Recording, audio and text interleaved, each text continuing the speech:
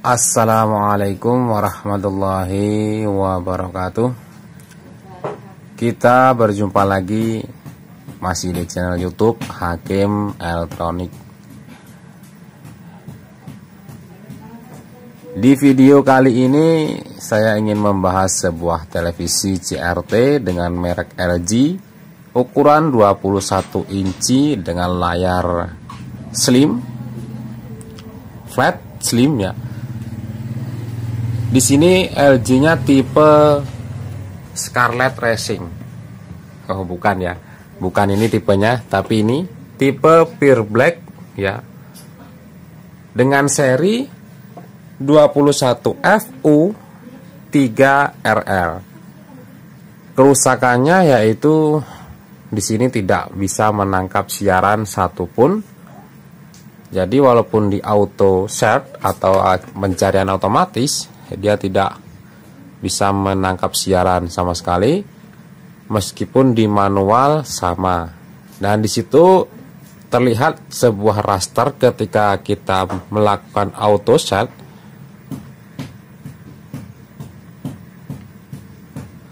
Baik normal ataupun turbo. Nah, teman-teman bisa dilihat, jadi dari rasternya itu tidak ada perubahan sama sekali. Seharusnya di situ kan ada perubahan raster ya, dari terang ke gelap. Namun di sini tidak ada sama sekali, alias datar ya. Di situ bisa dipastikan ada tegangan yang kurang atau ada tegangan yang tidak sampai ke tunernya. Itu kerusakan yang pertama. Dan kerusakan yang kedua, di bagian atas itu ada sebuah garis buku, namun tidak sampai ke bawah, hanya sekitar 5 sentinan dari atas. Itu mungkin untuk teman-teman sudah paham kerusakannya, yaitu di bagian elko vertikal yang bernilai 50 volt 100 mikro.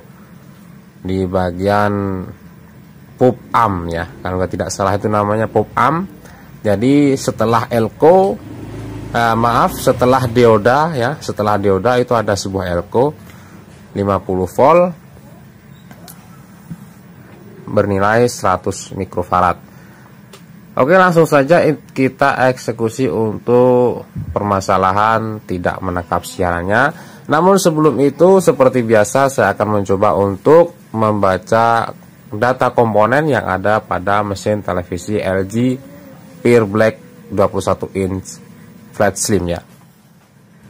Setelah saya melakukan pembongkaran pada televisi ini, ternyata di sini sangat kotor sekali, yaitu banyak debu di dalam televisi ini ya.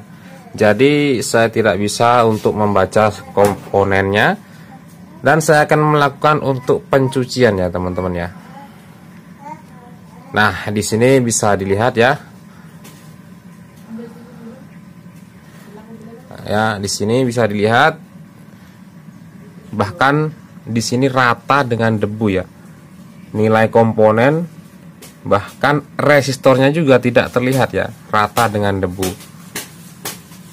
Oke, di sini saya akan mencoba untuk melakukan pencucian mesin ya, bukan pencucian uang. Namun sebelum teman-teman ingin mencuci mesinnya, di sini ada stiker ya untuk FBT-nya. Teman-teman lihat dulu untuk data FBT-nya atau data pinout ya, pinout, bukan untuk seri FBT-nya. Teman-teman lihat terlebih dahulu kalau masih ada atau masih kelihatan, karena nanti ketika setelah dicuci maka kertasnya akan luntur, tulisannya akan luntur, kertasnya akan sobek ya teman-teman ya.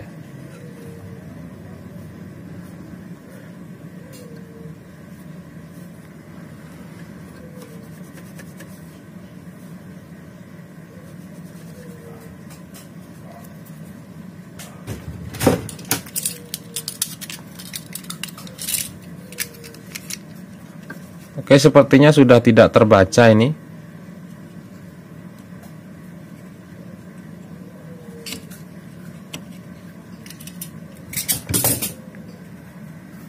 Teman, karena di sini saya tidak bisa mendeteksi untuk serinya.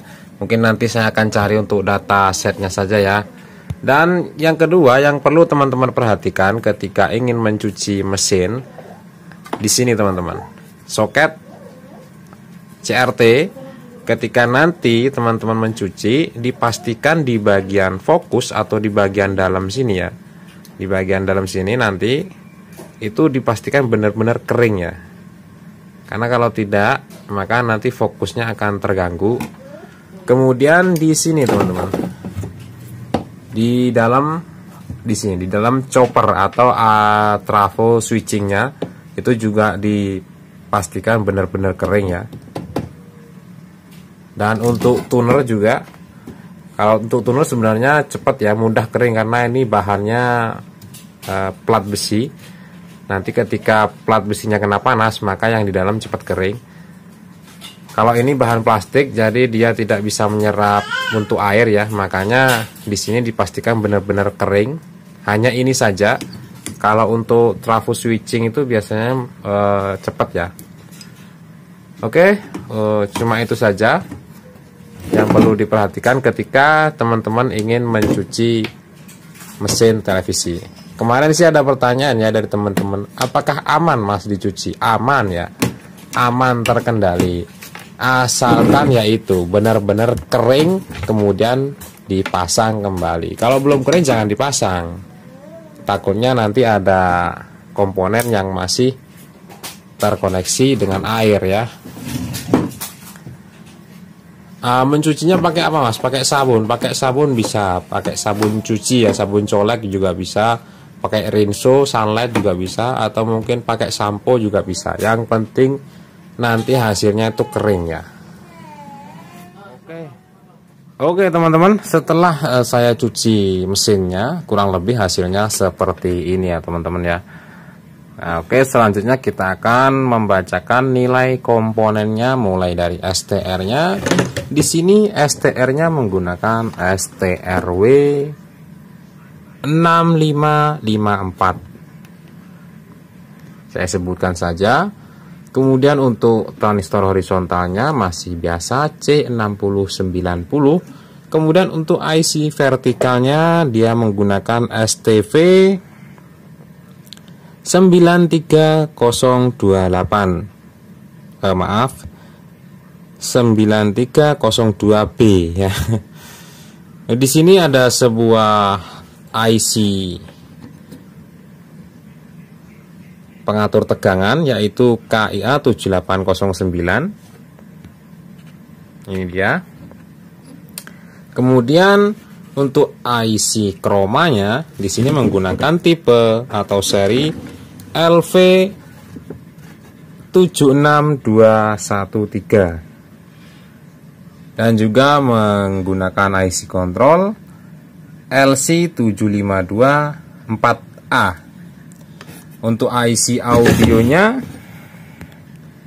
di sini menggunakan tipe LA 42102. Dan untuk seri FBT-nya teman-temannya nanti saya coba carikan terlebih dahulu karena ini nilainya hilang.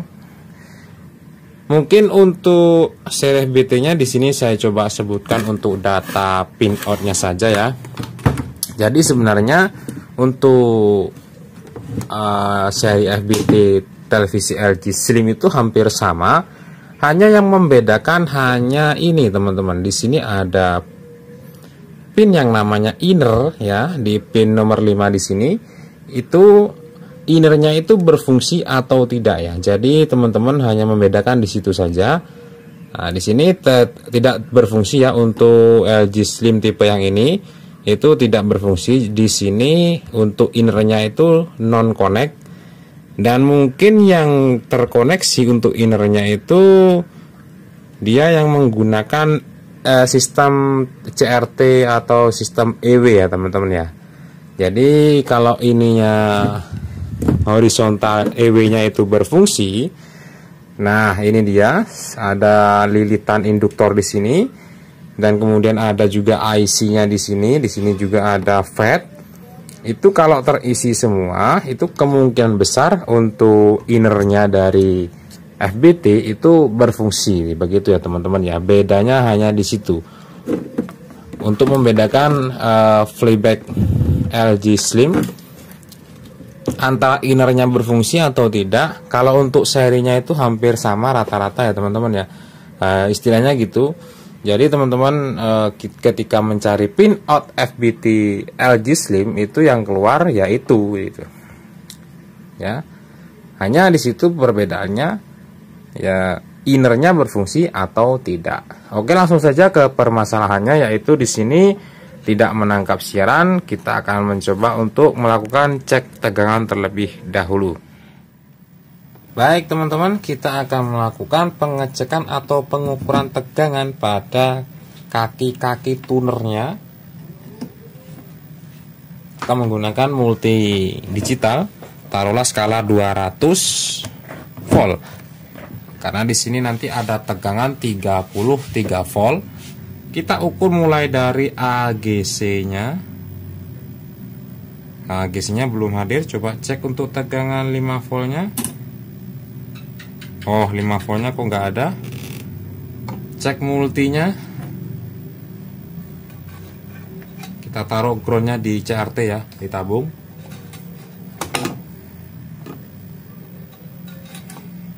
Kita cek lagi tegangan 5 voltnya. Oke, tegangan 5 volt hadir. Pin 1 paling atas AGC-nya hadir. Kemudian di sini non connect. Di sini ada juga no connect, dan di sini ada data SCL dan SDA-nya hadir semua. Kemudian tegangan 5 voltnya juga hadir. Tegangan 5 volt lagi, kemudian di sini non connect. Dan di sini ada tegangan 33 volt, ternyata benar ya. Di sini untuk tegangan 33 voltnya tidak ada. Nah, di sini kita telusuri ya teman-teman ya. Jadi tegangan 33 volt ini biasanya itu mengambil dari tegangan B+ ya. Kita telusuri, dia melewati sebuah jalur di sini dan melewati sebuah resistor ya. Oh, ini jumper. Nah, jumper dari sini jumper. Terus dia masuk keliling ke sini teman-teman ya. Jadi dia keliling jalurnya ke sini dan dia menuju ke B+ ini teman-teman. Nah, tegangan B+-nya di sini normal. Di sini ada sebuah resistor R4 berapa ini? R410 di sini. Sebelum R dia ada tegangan B+-nya 117. Kemudian setelah R dia masih ada, berarti dia putus di tengah jalan ya teman-teman ya. Putus jalur ini teman-teman. Oke, kita telusuri putusnya di mana. Kita cek coba di bagian sini teman-teman ya. Oke, di sini masih ada ya. Di sini masih ada. Kemudian kita telusuri ke sini. Di sini nggak ada. Putus jalurnya di daerah sini teman-teman. Nah, di sini juga sudah tidak ada. Kalau di sini masih ada.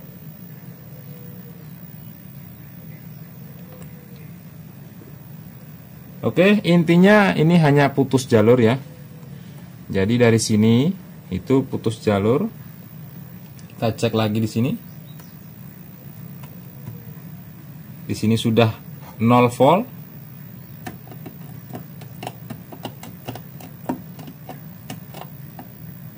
Ya, di sini sudah nggak ada.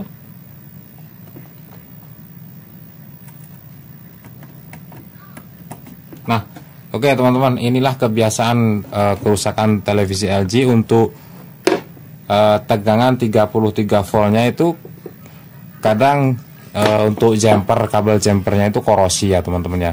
Nah, di sini kebetulan bukan hanya kabel jumpernya yang bermasalah, namun untuk jalurnya sendiri.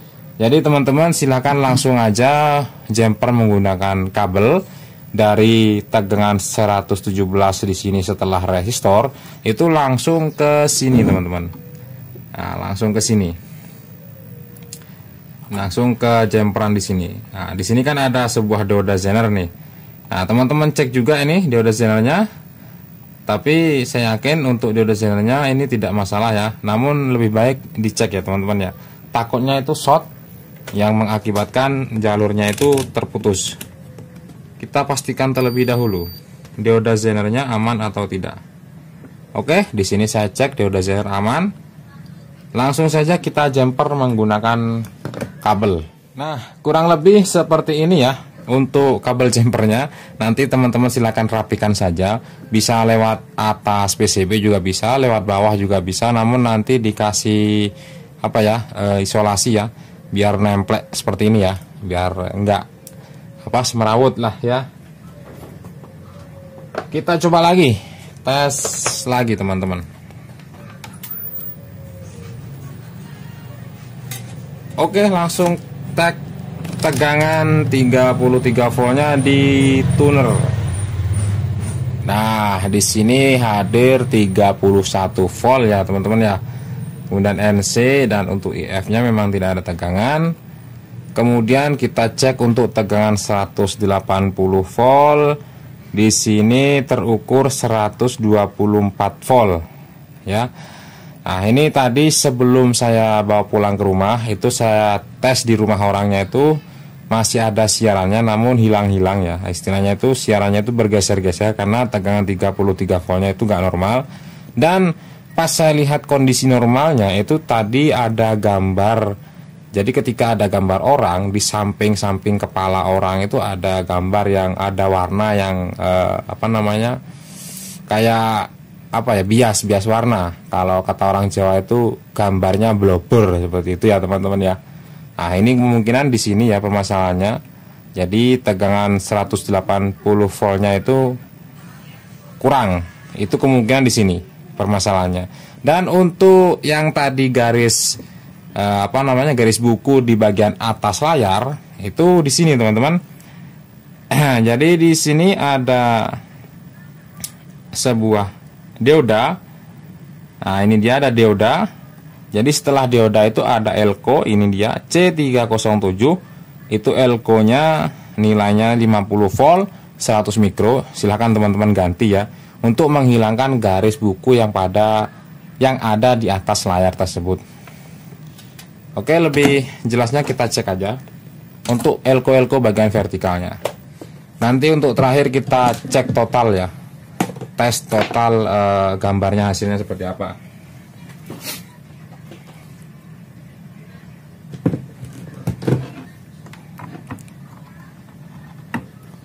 Oke, di sini kita mengukur elko menggunakan ESR meter analog.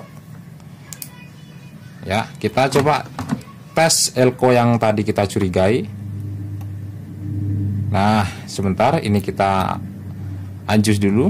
Kita taruh di skala 1. Ya, skala 1 ya. Kita cek. Nah, di sini nilainya sudah berkurang ya, teman-teman ya. Kelihatan? Nilainya sudah berkurang. Kalau normalnya itu harusnya seperti ini. Ini sudah berkurang.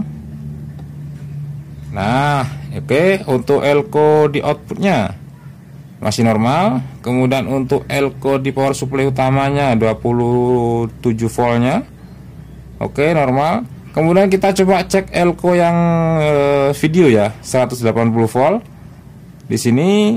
Nah, ini dia teman-teman, sudah tidak terbaca ya untuk elko 180 voltnya atau elko videonya.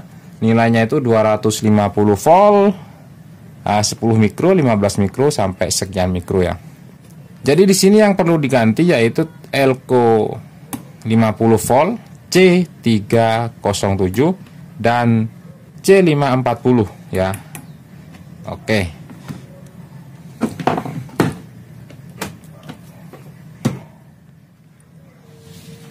Setelah saya ganti, jadi teman-teman ya, letak elko-nya itu di sini. Nah, ini dia untuk elko video 180 volt dan ini untuk elko vertikal ya. Nilainya elko 50 volt 100 mikro. Ini untuk vertikal outputnya dan ini untuk vertikal inputnya ya. Paham ya teman-teman ya. Oke, tadi sudah kita jumper. Kemudian elko sudah kita ganti, kita langsung saja eksekusi untuk mencobanya. Oke, kita pasang dulu.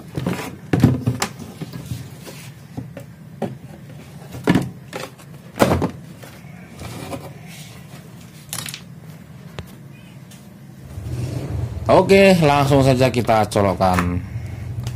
Dan kita coba untuk share otomatis. Hasilnya seperti apa?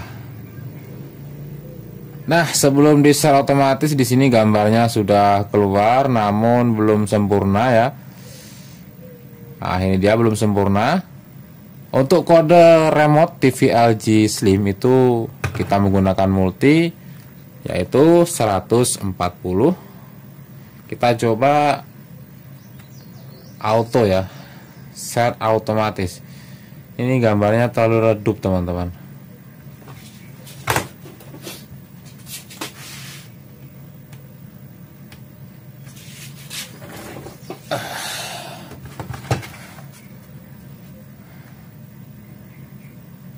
Atur ulang otomatis. Turbo. Nah, yang dimaksud tadi saya ada perubahan raster itu seperti ini teman-teman ya.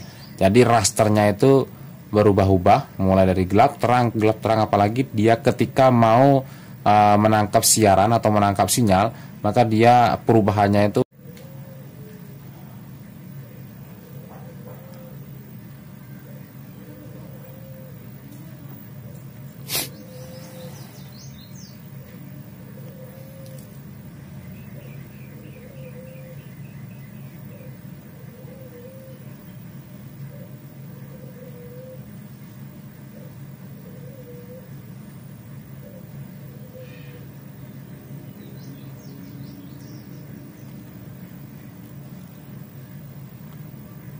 Oke, siaran sudah ada, namun sepertinya ini belum komplit ya.